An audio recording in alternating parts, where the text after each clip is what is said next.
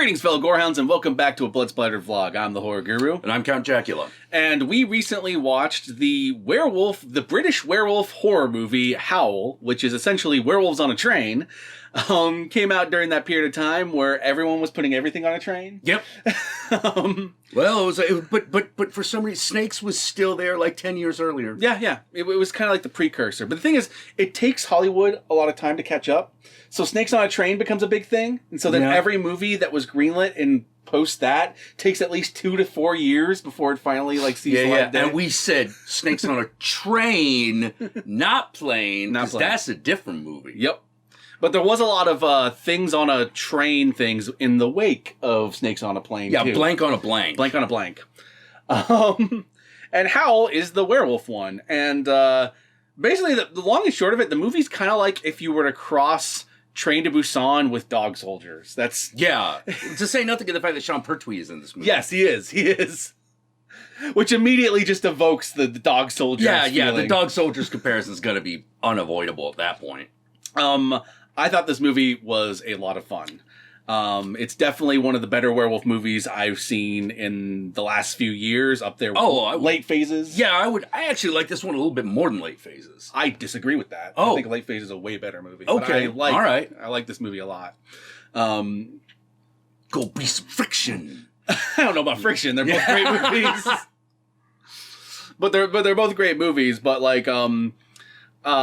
this movie definitely does everything right. It's compared to something like Train to Busan, it definitely has a much lower budget going on. Oh yeah. But it squeezes every pound it can out of that budget. Yeah. The scope of the movie is much smaller. Yeah. For one, it's a single train. A single train in an isolated location broken down. So, most of the action isn't taking place while a train is moving, like Train to Busan. Yeah. But it is people, going from car to car trying to get away from werewolves. Yes.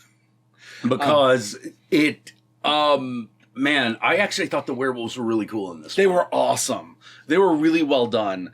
I think the only time when they weren't the greatest was later on in the movie when they leave the train and you get the more full-on shots of the werewolves. I think that that's when the budget started to show a little bit. Yeah. They gave a little too much of the goods away at that point. But that's partially like the effects being very low budget, and partially the fact that most of those sequences at the end of the movie are really bad day for night. Yeah. There's some bad day for night shots in this movie. But they mainly happen at the end when it's approaching dawn. Oh yeah, it's mainly at the end of the movie. If you're not trained to see that, you won't notice. Unlike some, where you're just oh my God, whoa, what are you doing here, man? But that's mainly at the end of the movie. For a majority of this movie, none of those, there's no real problems whatsoever. It's a fun ride from start to finish. With characters you care about and characters you don't care about getting fucking mutilated. Yeah, if you like seeing British people get killed by werewolves, this is the film to check out. Oh yeah, I'll tell you right now.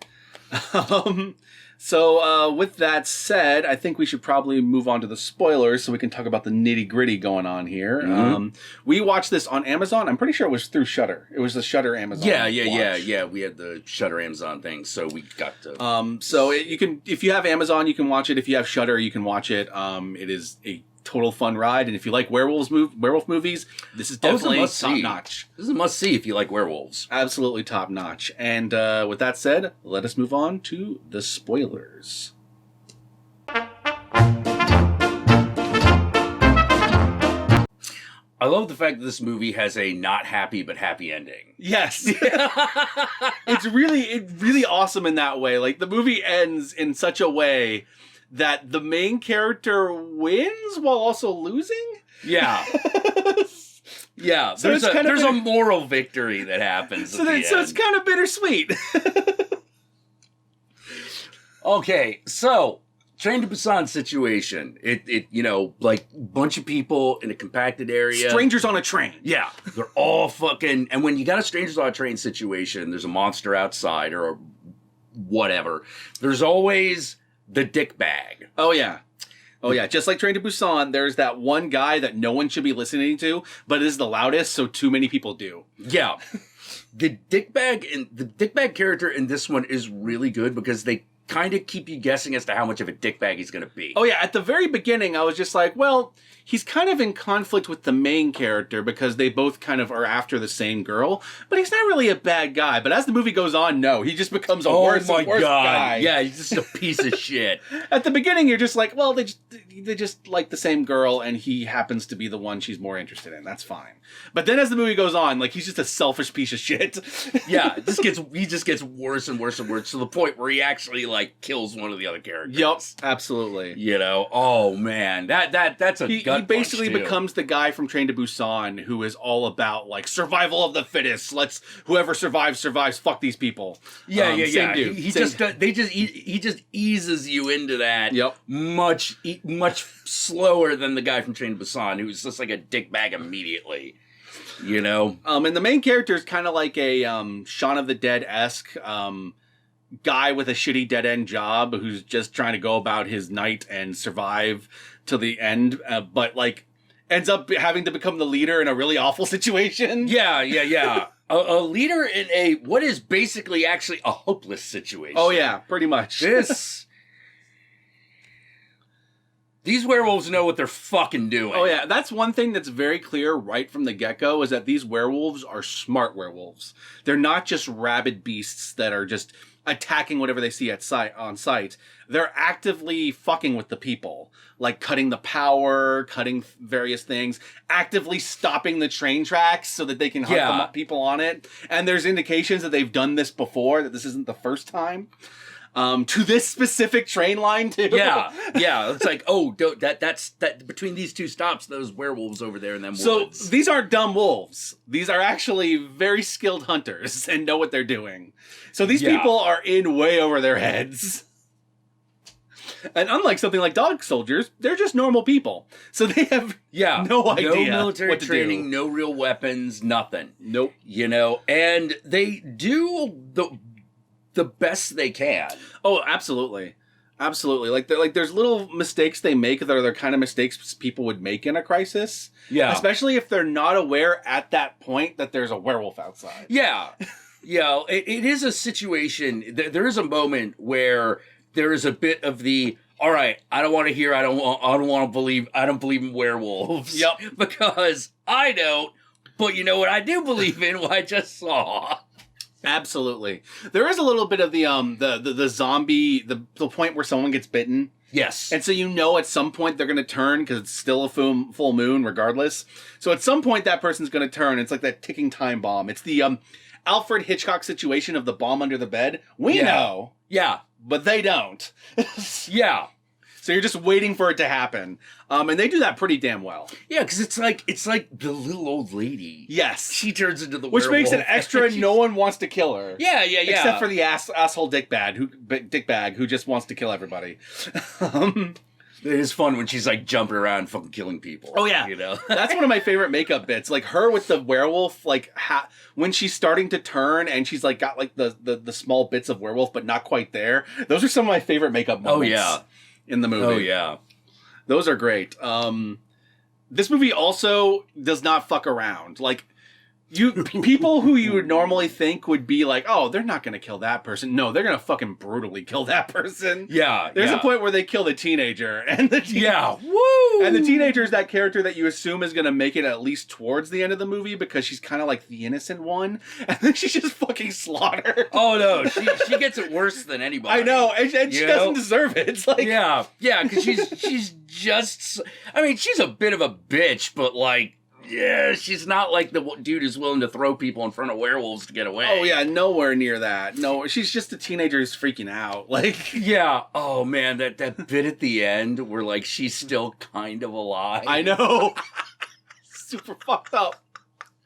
Oh man, yeah. You watch werewolves fucking eat people in this. This is just a full-on monster movie. Like that's where it feels like Dog Soldiers, because it's like it's the werewolves just hunting people and eating them one by one, you know, and of course Sean Pertwee. And Sean Pertwee's in this, who's wonderful to see. Yeah. For all you people out there who like me saw that really shitty Aragon movie back in the day, that like oh dear, that dragon fantasy movie written by that 16-year-old at the time.